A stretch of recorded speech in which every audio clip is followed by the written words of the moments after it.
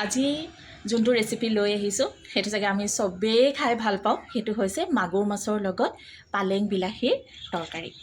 ইয়াৰ কাৰণে মই ৰেচিপিৰ কাৰণে 5টা মাগুৰ মাছ লৈ লৈছোঁ। বহুত ডাঙৰ নহয়, মিডিয়াম চাইজৰ।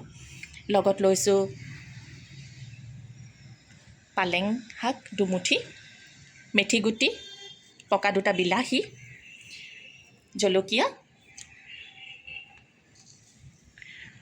হালধি, নিমখ আৰু মিঠাতেলটো আছে। ব'লক এতিয়া ৰেচিপিটোলৈ আগবাঢ়োঁ। প্ৰথমে মাছকেইটা কাটি বাছি ধুনীয়াকৈ ৰেডি কৰি লওঁ। শাকো তেনেকৈ কাটি বাছি ধুনীয়াকৈ ৰেডি কৰি লওঁ। তাৰপিছত এয়া বনাওঁ। মাছ ভাজি আছোঁ। মাছ ভাজোঁতে আপোনালোকে অকণমান মিঠাতেল দি ল'ব, যিহেতু বাকলি নাইকিয়া মাছ, সেইকাৰণে বহুত ফুটিব।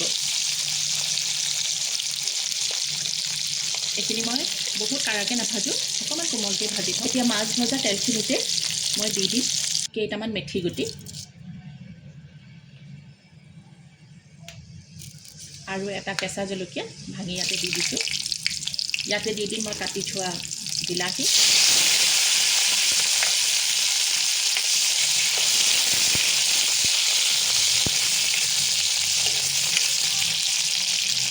বিলাহীখিনি অকণমান ভজা ভজা হ'বলৈ দি ইয়াতে মই দি দিম কাটি থোৱা পালেং পাত,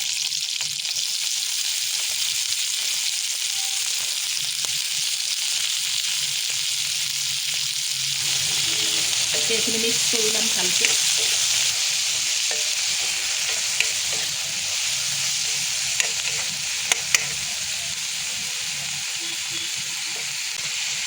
ইয়াৰ ওপৰত দিম মই জোখৰ হালধি,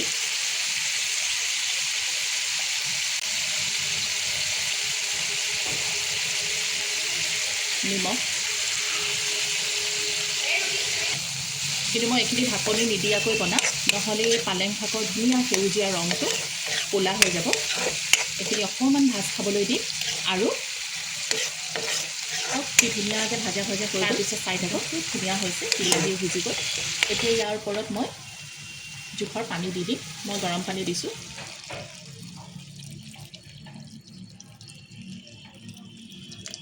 এতিয়া মই এইখিনি প্ৰায় 2 মিনিটমানৰ কাৰণে ভালকৈ উতলিবলৈ দিম। কয় নহয় বক বককৈ উতলিব লাগিব, সেই তেনেকৈ উতলিব দিম।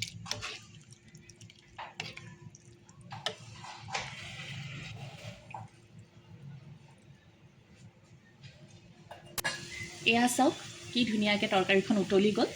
এতিয়া ইয়াতে মই মাগুৰ মাছকেইটা দি দিম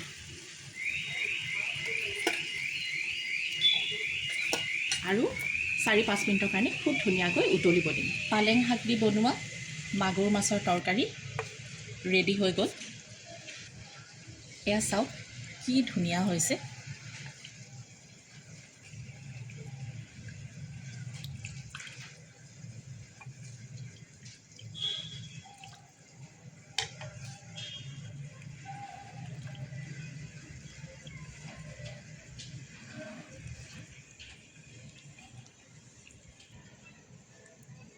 এনেকুৱা নতুন নতুন ৰেচিপি লৈ পুনৰ আপোনালোকৰ ওচৰলৈ আহিম।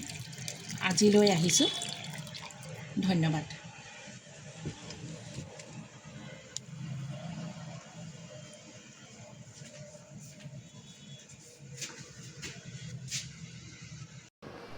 ভাল ভাল বনাব আৰু সৰহ সৰহকৈ খাব, কাৰণ খানা মেইন। আকৌ লগ পাম দেই।